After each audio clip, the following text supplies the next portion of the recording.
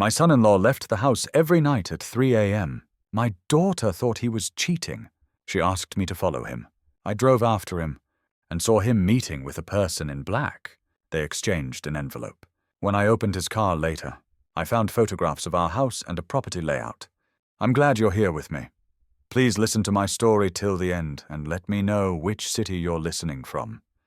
That way I can see how far my story has traveled. I never thought I'd become a spy at 68 years old. For 43 years, I lived a simple life in Riverside, California, worked as a mechanical engineer, raised 2 daughters, buried my wife Helen 5 years ago, and settled into a quiet retirement filled with woodworking and Sunday dinners with family. My daughter Sarah was my pride and joy, a nurse practitioner with her mother's kind heart and my stubborn streak. When she married Brad Mitchell 3 years ago, I welcomed him like a son. He was a real estate appraiser, always dressed sharp, always had a confident handshake and a ready smile, maybe too ready if I'm honest now. The first crack in the picture appeared 6 months ago. Sarah called me one Tuesday evening, her voice tight in that way that told me she'd been crying but didn't want to admit it. "Dad, can we talk?"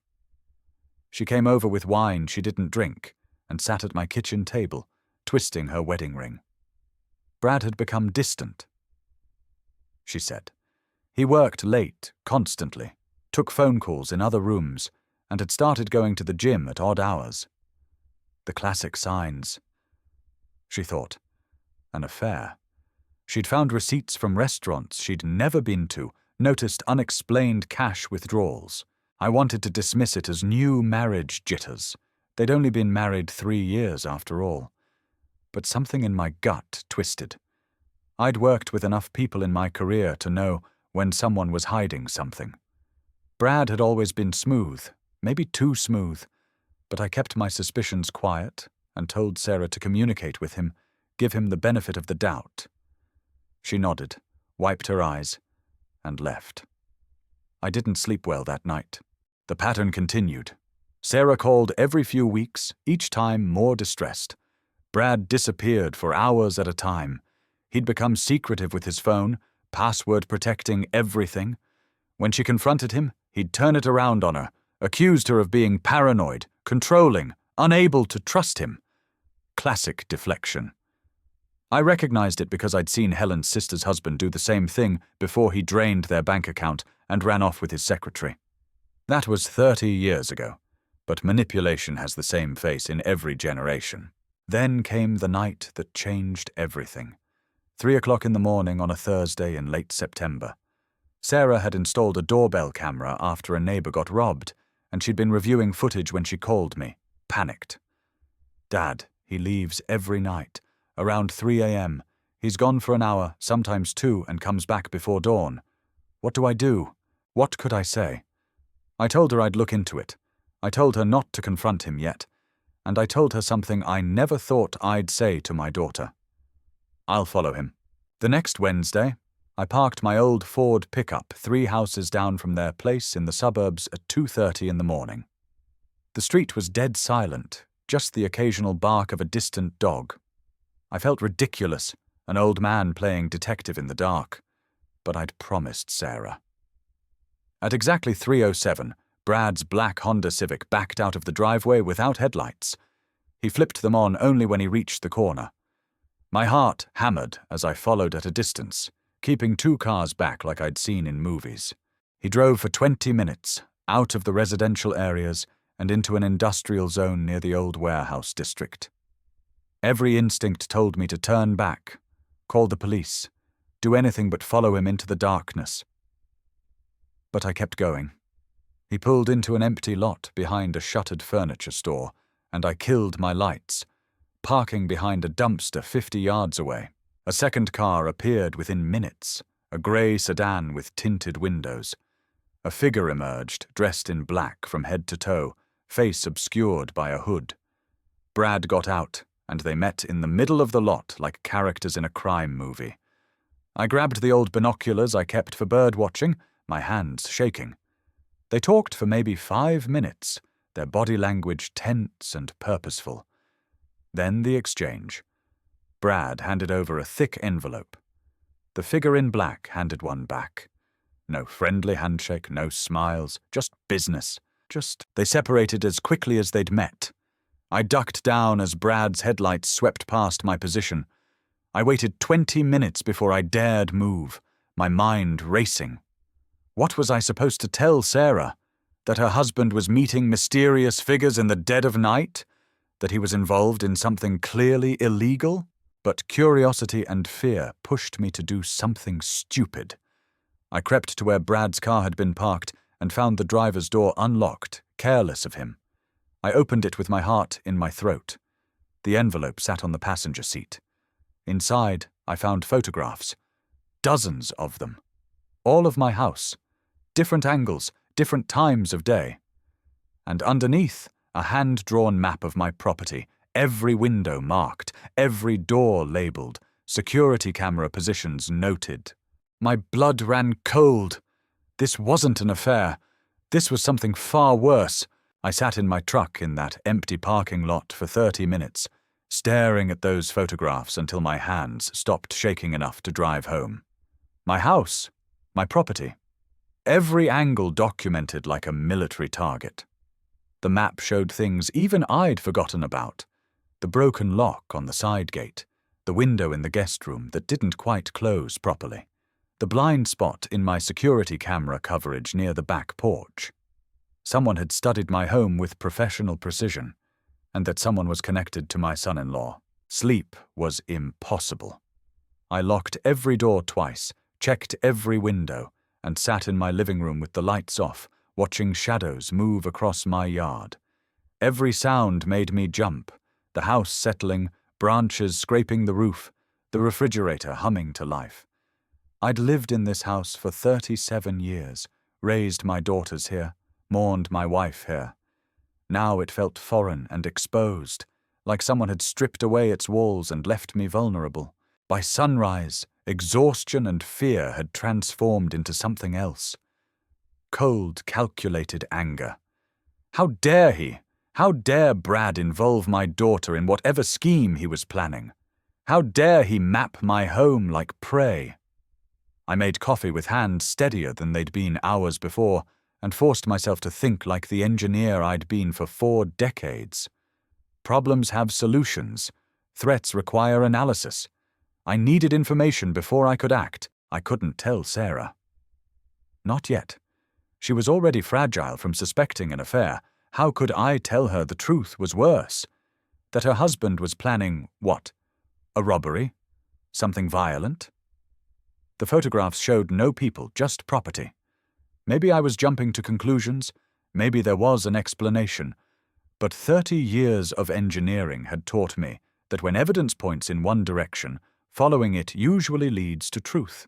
I spent the morning calculating my losses, not financial, but personal. Sarah's trust in me if I said nothing and something happened. Her devastation if I spoke up and destroyed her marriage over a misunderstanding. My own safety if I waited too long. The math wasn't adding up in any direction that felt safe, so I did what engineers do when calculations fail. I gathered more data. First, I called my old colleague Marcus, who'd retired from the police force 3 years ago. We'd worked together on a community safety project years back and stayed friendly. Over coffee at the diner on Main Street, I showed him the photographs, keeping Brad's identity vague, just concerns about someone watching my property. Marcus studied them with professional detachment, his expression darkening. "Frank, these aren't casual photos," he said quietly. "This is surveillance, professional or semi-professional. See how they documented sight lines, entry points. Someone's planning something and you need to report this." But I couldn't. Not yet. Reporting meant police involvement, meant Sarah would find out, meant her world would explode before I understood what I was dealing with. I thanked Marcus, promised I'd think about it, and left feeling worse than before. His confirmation meant my instincts were correct. My son-in-law was planning to rob my house. The question was why and with whom. I started watching Brad the way he'd watched my house. Sarah invited me to dinner that Sunday, and I accepted, playing the role of concerned father without revealing what I knew. Brad was all smiles and handshakes, asked about my latest woodworking project, complimented Sarah's roast chicken. But I watched his eyes, the way they flickered to his phone constantly, the tension in his shoulders when Sarah mentioned their finances. She complained they were behind on the mortgage. Brad's jaw tightened, and he changed the subject quickly. Money problems. Of course, the oldest motive in the book. After dinner, I excused myself to use the bathroom and detoured through their home office. Risky, stupid, but necessary. Brad's desk was surprisingly neat. Too neat, like someone hiding something. His computer was locked, but papers were stacked in careful piles. I photographed what I could with my phone, hands shaking with adrenaline. Bank statements showing multiple overdrafts, credit card bills with minimum payments highlighted. A foreclosure warning letter dated 2 weeks ago, buried under insurance documents. They were drowning financially, and Sarah didn't know the extent of it. The pieces started forming a picture. Brad was deep in debt, facing foreclosure, and had decided my house, paid off, full of Helen's jewelry and my retirement savings, was his solution. The thought made me sick. He'd married my daughter, shared our family dinners, called me Pop, all while planning to rob me blind. Maybe worse. That night, I sat at my kitchen table with a yellow legal pad and began making a plan of my own. If Brad wanted to play games with my family's safety, he'd learn that this old man wasn't as easy a target as he'd calculated. I'd spent 40 years solving mechanical problems. A criminal son-in-law was just another problem requiring a precise solution. First step, documentation. Second step, security. Third step, trap. Monday morning, I walked into Riverside Security Solutions with a purpose I hadn't felt in years. The young man behind the counter, couldn't have been older than 25, looked up from his phone with the bored expression of someone used to elderly customers needing help with basic technology. "I need a complete security upgrade," I said. "Cameras, motion sensors, alarm system, everything." His boredom evaporated. "Sir, that's quite an investment. May I ask what's prompting this?" "Someone's been watching my house," I said simply. "I intend to watch back." We spent 2 hours going over options. I chose 8 high-definition cameras with night vision, motion-activated lights for every entrance, window sensors, and a monitoring system that would alert my phone of any movement on my property. It wasn't cheap, $3,200, but I'd spent less protecting what mattered most. Installation was scheduled for Wednesday. "We'll need about 6 hours to set everything up," the technician said. "You'll have military-grade security when we're done." "Military-grade. Good. Let Brad try to navigate that." I called Sarah that afternoon, keeping my voice casual. "Honey, I'm getting some security work done Wednesday. Old man getting paranoid in his age, I guess. Remember Mrs. Patterson got robbed last month? Figured it's time to be safe." She laughed, that sweet sound that reminded me of Helen. "Dad, you're not old, but that's probably smart. Can I come see the setup when it's done?" "Of course. Bring Brad too. I'd love to show him." The invitation was deliberate. I wanted Brad to see the cameras, to know his surveillance map was now obsolete. Wednesday arrived with unexpected rain, but the installation proceeded smoothly. By late afternoon, my house was transformed into what the technician proudly called Fort Knox. Cameras covered every angle, their blinking red lights visible from the street. Motion sensors guarded every door and window. The control panel in my kitchen displayed feeds from all 8 cameras simultaneously. "Anyone comes within 15 feet of your property after dark, you'll know," the technician assured me. "And everything records to cloud storage automatically. Can't tamper with it." I thanked him, tipped generously, and spent the evening learning the system. By nightfall, I felt something I hadn't in weeks. Control. Thursday morning brought the reaction I'd anticipated. Brad called. Brad never called me directly. his voice carrying a false casualness that set my teeth on edge. "Hey, Pop, Sarah mentioned you got a new security system. Pretty serious setup, huh?" "Just being careful," I replied. "Getting old means being smart about safety. Mind if I swing by after work to check it out? I've been thinking about getting something similar for us." Liar. But I agreed, because I wanted to see his face when he realized his plan was complicated. He arrived at 6:30, Sarah beside him, both smiling. But Brad's smile didn't reach his eyes as he studied each camera, noting their positions, probably recalculating his approach. I watched him watching my house, and a cold satisfaction settled in my chest. "This is impressive, Pop," he said finally. "Really comprehensive. Must have cost a fortune. Worth every penny for peace of mind," I replied, meeting his eyes steadily. "Can't be too careful these days. Never know who might be watching." Something flickered in his expression. Understanding, perhaps, or concern. Sarah was oblivious, excited about the technology. But Brad had received my message loud and clear. I knew something was wrong, even if I hadn't shown my full hand yet. They left after coffee, and I watched through my new cameras as Brad paused at his car, phone pressed to his ear, his body language agitated. Who was he calling? The person in black? I couldn't hear the conversation, but his gestures were sharp, frustrated. Plans were changing. The proof I needed came 48 hours later, at 3:17 on Saturday morning. My phone buzzed with a motion alert. I jerked awake, fumbling for my glasses, and pulled up the camera feed.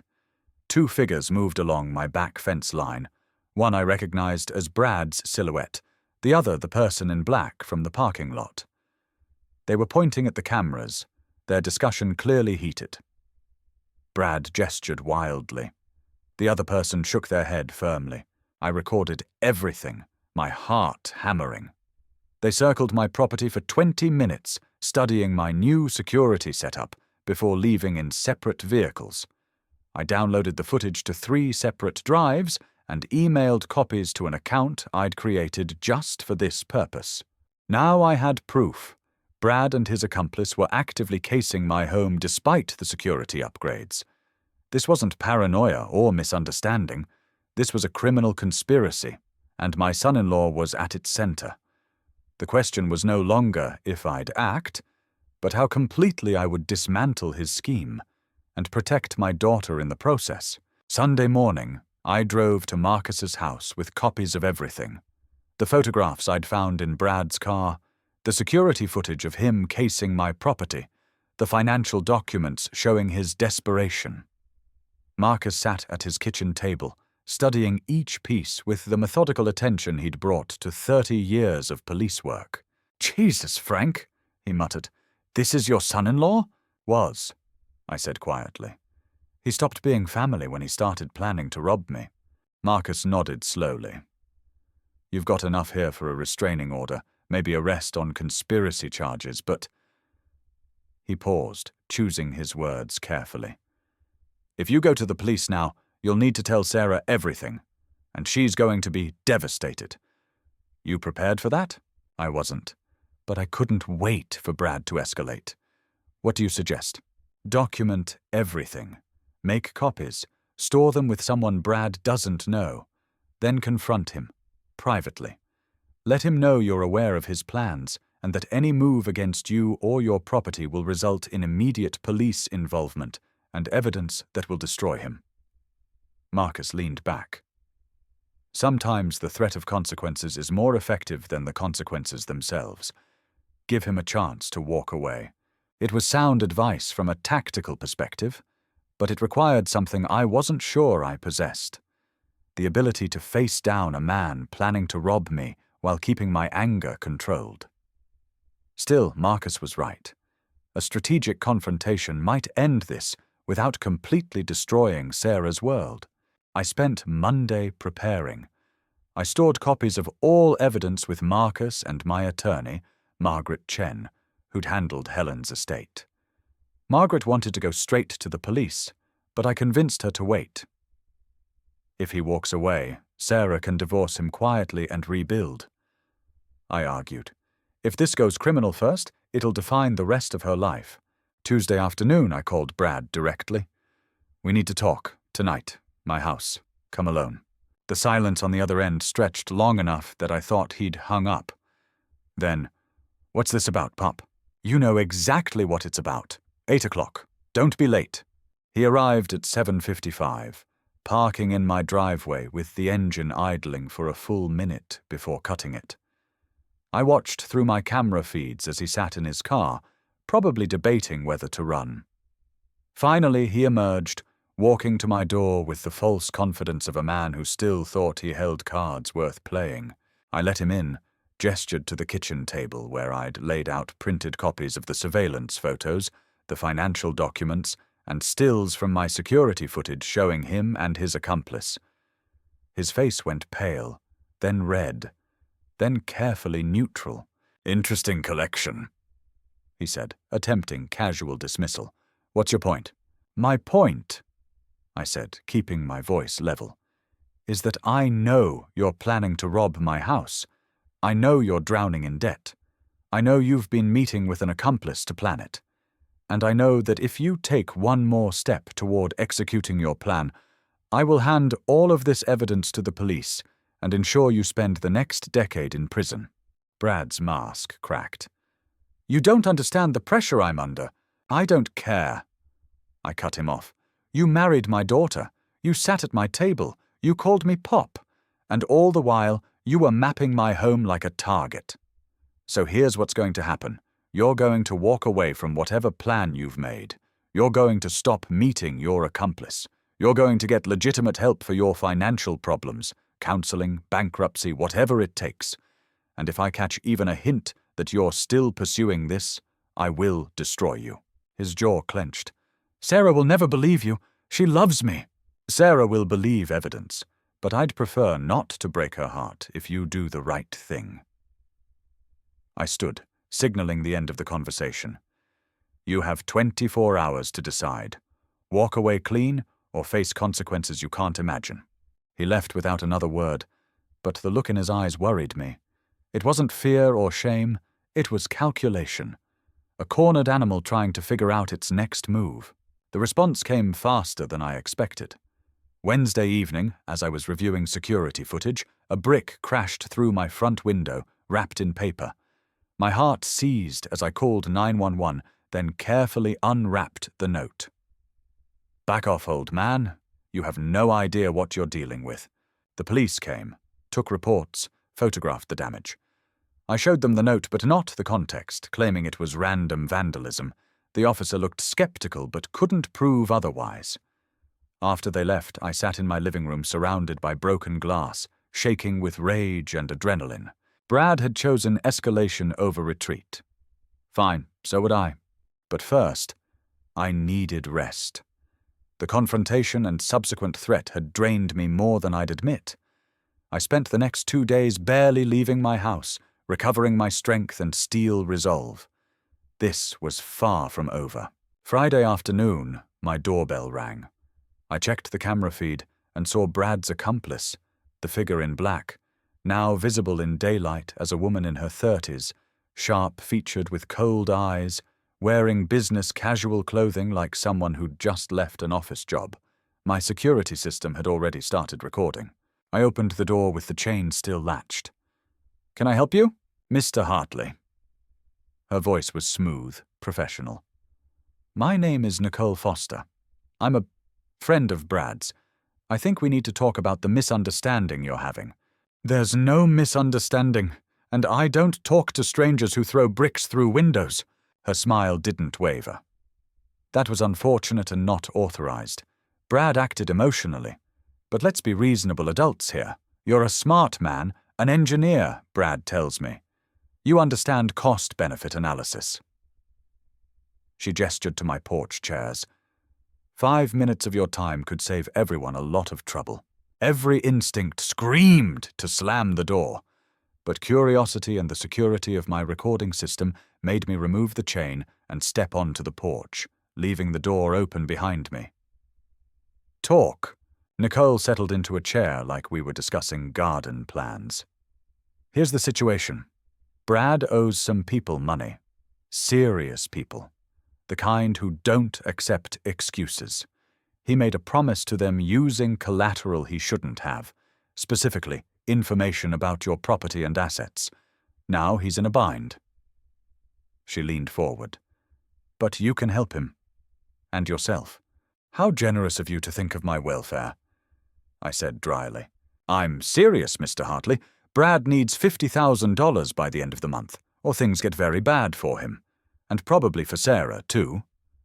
She let that sink in. You're a wealthy man. Retired engineer, paid-off house, healthy pension. $50,000 would barely dent your savings.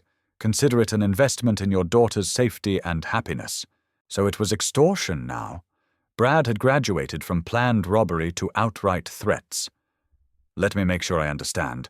You want me to give you $50,000 to pay off debts Brad incurred through his own stupidity, or else you'll… What, rob my house anyway? Hurt my daughter? Nicole's expression remained pleasant. I'm simply presenting options. Help Brad solve his problem, and everyone walks away happy. Refuse, and… She shrugged. Well, desperate people do unpredictable things. Houses catch fire, accidents happen, and you're an old man living alone. Anything could happen. The threat was clear and chilling, but I'd spent 40 years negotiating with contractors and suppliers who tried to bully extra money out of projects. I recognized the tactic. Create fear, present a reasonable solution, make the victim feel like cooperation is their choice. I wasn't buying it. Here's my counteroffer, I said, my voice cold and steady. You and Brad leave my family alone. Completely. Or I take the evidence I've compiled, including the recording of this conversation, to the police and the FBI. Extortion and conspiracy to commit robbery are federal crimes. You'll both be in prison before the month ends. For the first time, Nicole's smile faltered. You're recording this? Every word, video and audio, cloud-backed storage. Even if you destroy my system, the evidence is already preserved in multiple locations with multiple people. I stood. So here's what's going to happen. You're going to walk away from my property and convince Brad to do the same. Tell your serious people that this target is off the table, because if anything, and I mean anything, happens to me, my daughter, or my property, a dead man's switch activates and sends everything to law enforcement. Do we understand each other? Nicole stood slowly, a professional mask cracking to reveal genuine concern. You're making a mistake. No, you made a mistake when you targeted my family. Now leave before I call the police right now and show them this recording. She left without another word, climbing into her grey sedan and driving away with controlled urgency. I watched until she disappeared, then went inside and immediately called Marcus. They're escalating, I told him, explaining the visit. I need backup. Marcus arrived within an hour, along with two of his former colleagues who now worked private security. We spent the afternoon strategizing while they reviewed my evidence. By evening, I had a security consultant living in my guest room on a rotation basis, Marcus checking in daily, and Margaret Chen preparing legal documents to file the moment Brad made another move. But more than security, I needed family support. That evening I called my other daughter, Jennifer, who lived in Oregon with her husband and 2 kids. I'd kept her out of this to protect her, but isolation was becoming dangerous. Dad? Her voice filled with concern. What's wrong? I told her everything. By the end she was crying. I'm coming home, she said. Tomorrow. You shouldn't be dealing with this alone. For the first time in weeks, I didn't feel alone.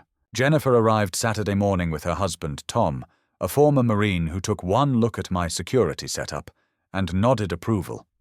Having them in my house shifted something fundamental. I wasn't just an old man being targeted. I was a father and grandfather being defended by family. It gave me strength I'd been borrowing from reserves. Sunday afternoon brought an unexpected visitor, Sarah. She appeared at my door carrying a casserole dish, her smile strained but present. Dad, I know you and Brad had some kind of argument. He won't tell me what about, but I thought maybe we could all have dinner and work it out. I hate when the people I love aren't getting along. My heart broke. Watching her innocent attempt to fix something she didn't understand was already shattered.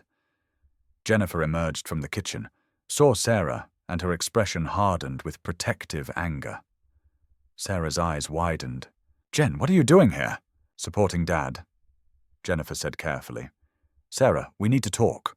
"Not yet," I interjected. I couldn't bear to tell Sarah the truth in pieces. "Let me speak with Brad first. Invite him over, honey. Let's all sit down together." Sarah's relief was palpable. She called Brad immediately, and within 20 minutes he arrived with Nicole in tow, a move so brazenly manipulative it took my breath away. They walked in like they owned the place, Brad's arm around Sarah's waist, Nicole carrying a bottle of wine like this was a social call. "Pop," Brad began, his voice oozing false warmth. "I think we got off on the wrong foot. Nicole here is my financial advisor. She's been helping me sort out some business complications. I realize our meetings might have looked suspicious, but I was just trying to get our finances in order without worrying Sarah. You know how she stresses." The audacity was stunning. He was rewriting the narrative in front of my daughter, casting himself as the responsible husband protecting his wife from worry. Nicole smiled and extended her hand, which I didn't take. "Mr. Hartley, I apologize if my visit the other day came across poorly. I was trying to help Brad find solutions to some complex financial situations. Sometimes my directness can seem aggressive." Her performance was Oscar-worthy. Sarah looked between us hopefully. "See, just a misunderstanding. Dad, you've been stressed since Mom died. Maybe you misinterpreted." "I misinterpreted nothing," I said firmly. Tom moved subtly closer to my side, his military bearing making Brad's eyes flicker nervously. "Brad, Nicole, why don't we speak privately? Sarah, honey, Jennifer needs help with something in the kitchen." Jennifer understood immediately, guiding a confused Sarah away despite her protests. Once they were gone, the masks dropped. "You brought my daughter here as a shield," I said coldly. "That's low even for you." Brad's friendly expression evaporated. "You're destroying my marriage with paranoid accusations. Sarah thinks you're having some kind of breakdown. Keep pushing, and she'll stop believing anything you say. Is that the play now? Convince Sarah I'm senile." I gestured to Tom, who'd been recording on his phone. "Too late. Everything's documented." Nicole stepped forward, her professional demeanor replaced with barely controlled rage. "You stupid old man! You think your little recordings protect you? Brad was trying to do this cleanly, get what he needed without anyone getting hurt. But you've made that impossible. Now other options become necessary." "Are you threatening him?" Tom's voice carried the flat tone of someone who dealt with real threats. "In front of witnesses?" Nicole's laugh was harsh. "Witnesses? You think anyone will believe a confused elderly man and his family who'd say anything to protect him? Brad's wife. She'll testify he's been acting irrationally, making false accusations. We've been building that narrative for days. The manipulation was sophisticated. They'd been poisoning Sarah's perception of me, preparing the ground to discredit any accusations I made." Brad moved closer, his voice dropping to a vicious whisper. "Here's what's going to happen, Pop. You're going to back off. Stop with the security theater, stop involving Marcus and your lawyer, stop everything. In return, I'll make sure Sarah still speaks to you. Keep pushing, and you'll lose your daughter forever. She'll think you've lost your mind. And maybe," he smiled coldly, "maybe you have. Who would blame her for putting you in a home where you can't hurt yourself or others with paranoid delusions?" The threat was clear. Comply or face isolation from Sarah through manufactured concerns about my mental health. They'd turn my daughter against me, making me helpless. But they'd miscalculated. The moment Brad threatened to separate me from Sarah, something crystallized in my chest. Not fear, but absolute resolve. I'd lost Helen to cancer. I would not lose my daughter to criminals. "Get out of my house," I said quietly, "and tell your serious people that they've just escalated this to a war they cannot win. They left in fury, Brad's face red, Nicole's eyes promising violence. Sarah rushed back in, crying, demanding to know what happened. The lies were already starting, but I had truth on my side, and I was done playing defense. I waited exactly 48 hours, long enough for Brad and Nicole to believe I'd been cowed by their threats, short enough that they hadn't yet executed whatever backup plan they'd devised. During those 2 days, I did something they never expected from a retired engineer. I went on the offensive. Monday morning, I called the police department and requested Detective Sarah Chen, no relation to my attorney, but I'd learned she specialized in financial crimes. I walked into her office with Marcus, my attorney Margaret, and 3 bankers, boxes full of evidence I'd been compiling for weeks. Every photograph, every recording, every financial document telling the story of Brad Mitchell's conspiracy to rob me and extort my cooperation.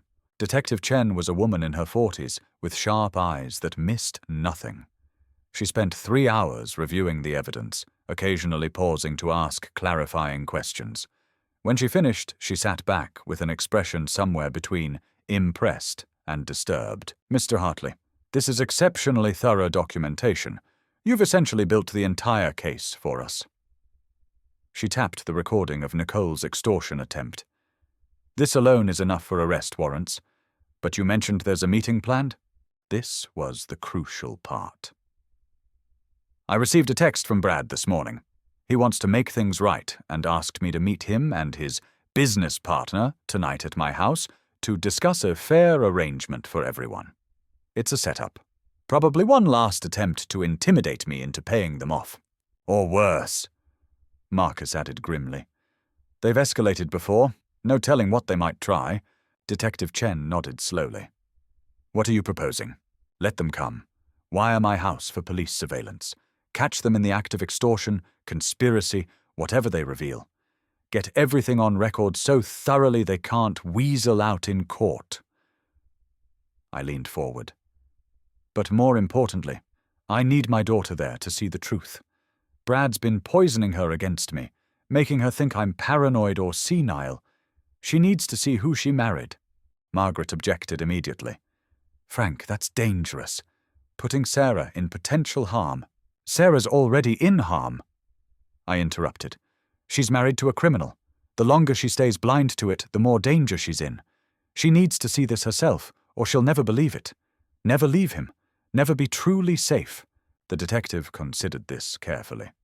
"It's unorthodox, and potentially risky, but—" She glanced at the evidence again. "If we stage this correctly, with sufficient backup and safety measures, we could end this cleanly. Let me make some calls."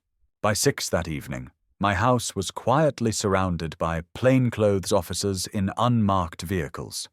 Detective Chen and 2 other officers were positioned in my garage with direct audio and video feeds to the living room, where I'd set up a meeting space. Tom and Jennifer were at a hotel with instructions not to return until I called. And Sarah, I'd called her that afternoon, my voice carefully hesitant. "Honey, Brad asked to come talk to me tonight. Bring you 2. Says he wants to clear the air. Would you come? I want to fix this." She'd agreed immediately, relief flooding her voice.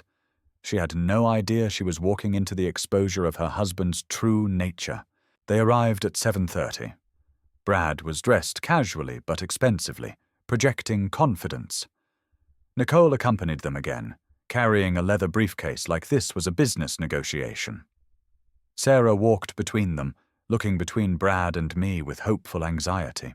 "Dad, thank you for agreeing to talk," she began. Brad explained everything. About the business problems, the financial stress. He just needs some temporary help to get through a rough patch and— "Sarah," I interrupted gently, "why don't you sit down? Let Brad and Nicole explain directly what they're proposing." Brad's eyes narrowed slightly. He knew something was off but couldn't place what. Nicole set her briefcase on my coffee table and opened it, pulling out documents. "Mr. Hartley, we've prepared a simple loan agreement." Nicole began, her professional mask firmly in place. Brad needs $50,000 to cover immediate obligations. You provide the loan, Brad repays you over 5 years with reasonable interest. Everyone benefits."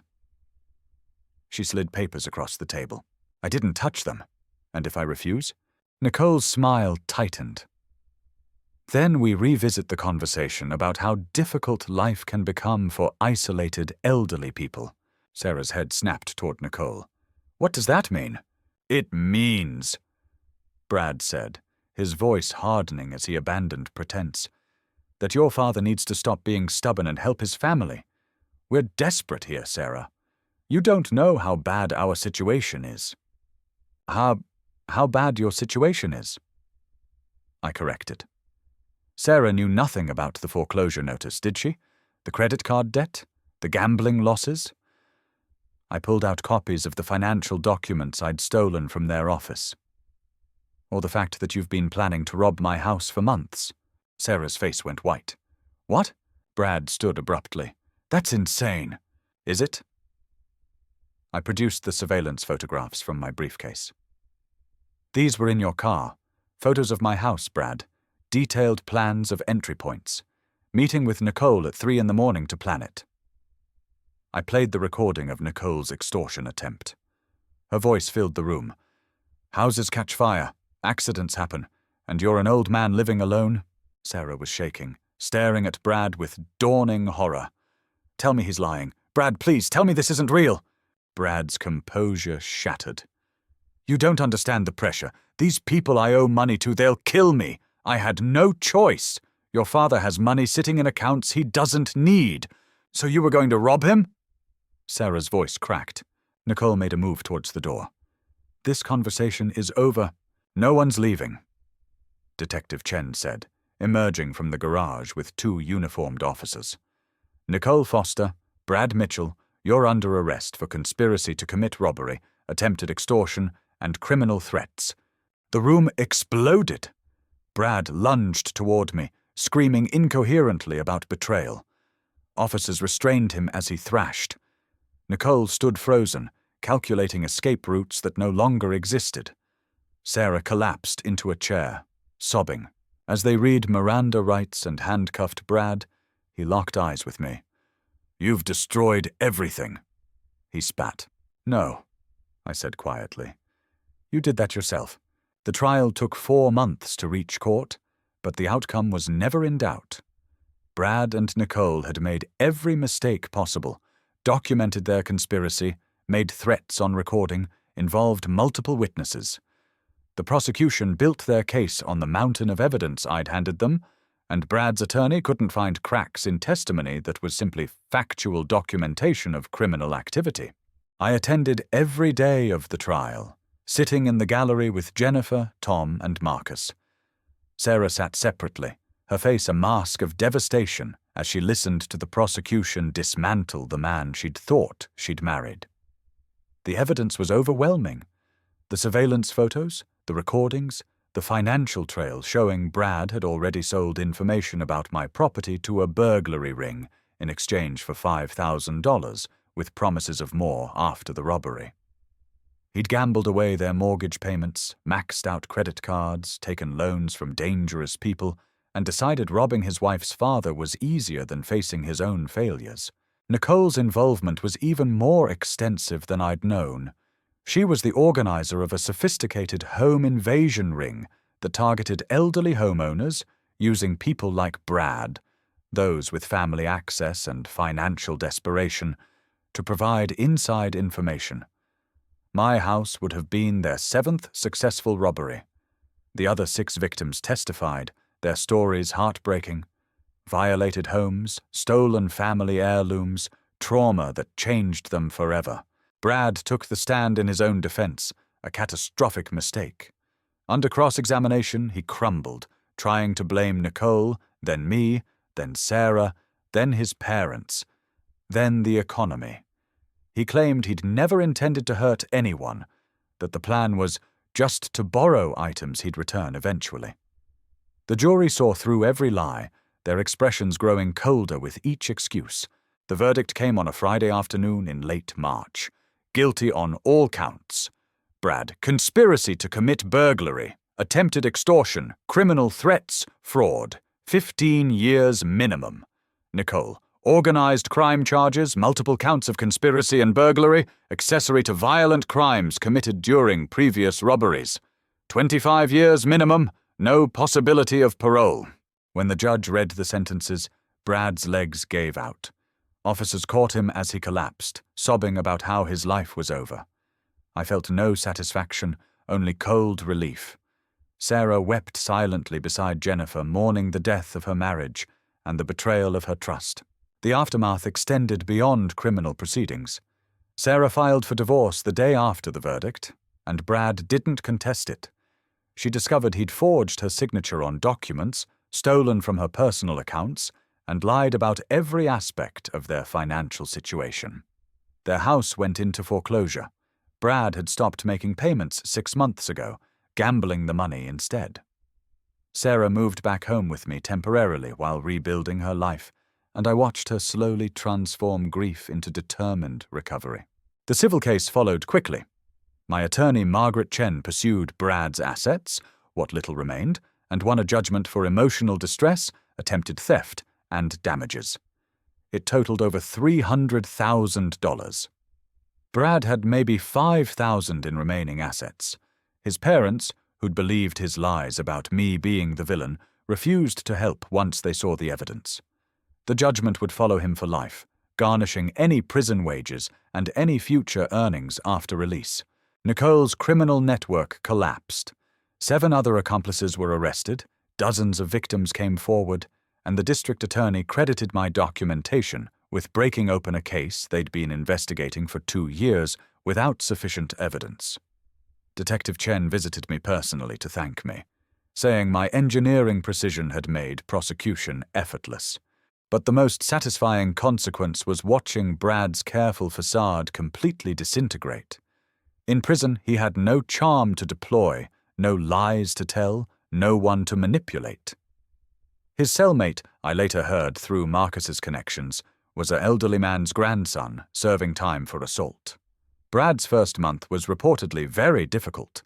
The universe has its own justice sometimes. Nicole's fate was harsher. Housed in maximum security, her organized crime connections couldn't help her.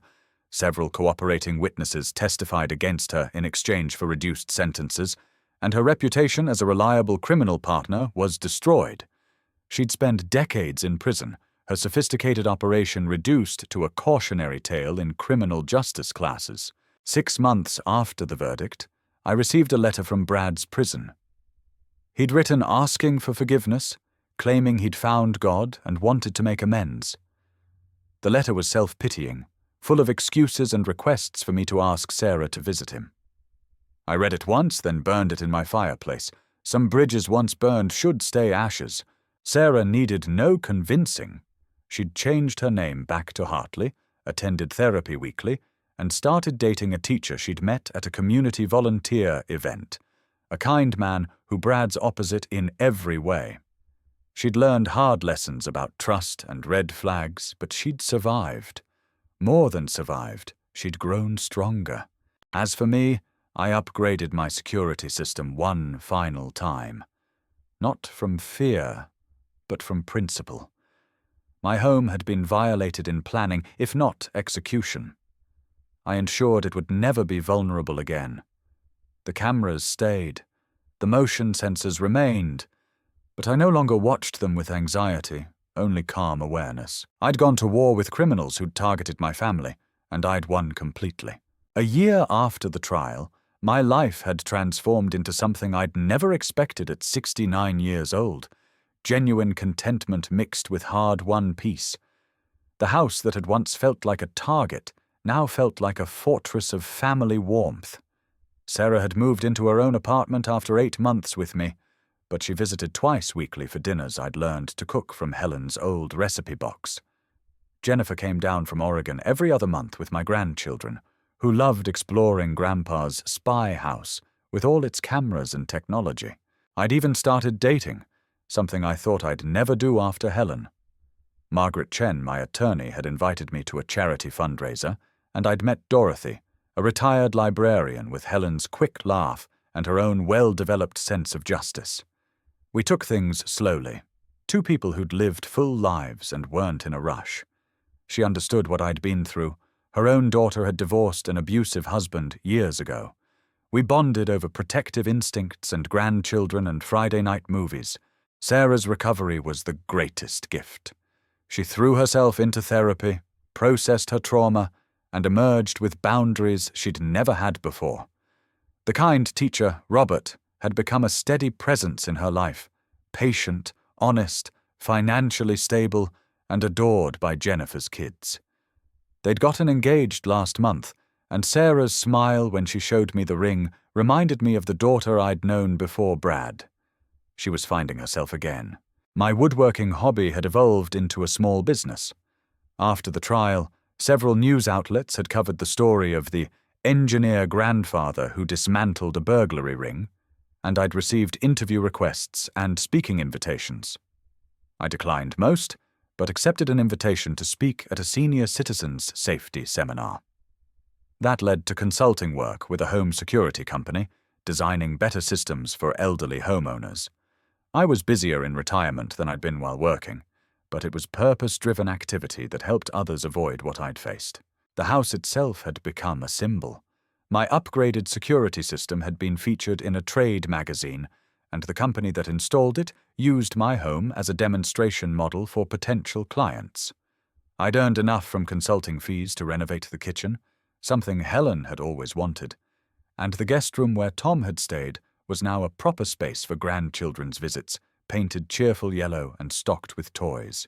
Marcus and I had coffee every Tuesday morning, a ritual that had started during the investigation and continued from genuine friendship.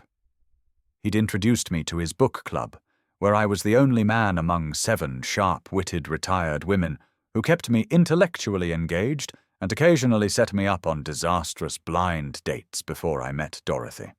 Life had layers I hadn't experienced in years. Meanwhile, Brad's world had collapsed into rubble. Prison was exactly as harsh as he'd feared. His charm didn't work on inmates who valued different currencies: strength, respect earned through action, and adherence to unwritten codes Brad couldn't navigate. 6 months into his sentence, he'd been beaten badly enough to require hospitalization after he'd tried to manipulate the wrong person. His parents had visited him twice, then stopped, unable to reconcile the son they'd raised with the criminal he'd become. His appeals were systematically denied. The evidence had been too overwhelming, the trial too properly conducted.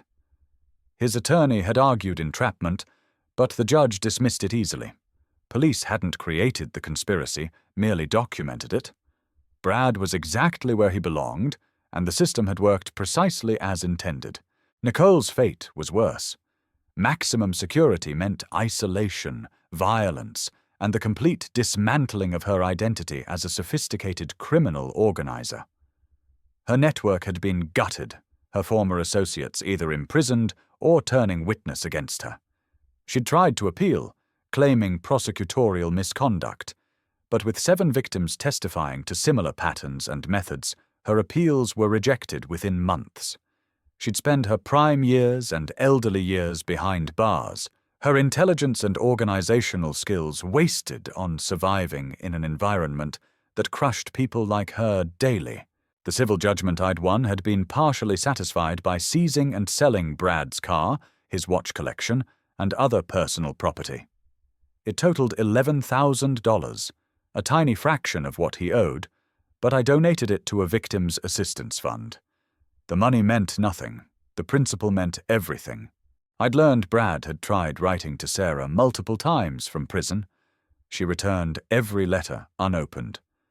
When his mother called begging Sarah to visit him, claiming he was depressed and deteriorating, Sarah's response was calm and final. He made his choices. He terrorized my father. He destroyed my trust. I hope he serves every day of his sentence. Then she blocked the number. Robert had helped Sarah change her phone number, close old social media accounts, and establish firm boundaries with anyone connected to Brad's side of the family. She was building a new life with no threads connecting her to the past except lessons learned. As for Brad and Nicole's accomplices in the burglary ring, 6 had taken plea deals and received shorter sentences in exchange for testimony. They'd all be released before Brad or Nicole, but with criminal records that would follow them forever. The 7th refused to cooperate and received a sentence only slightly shorter than Nicole's. Justice had been complete and merciless, so that's my story. A retired engineer who became an accidental detective to protect his family from his own son-in-law.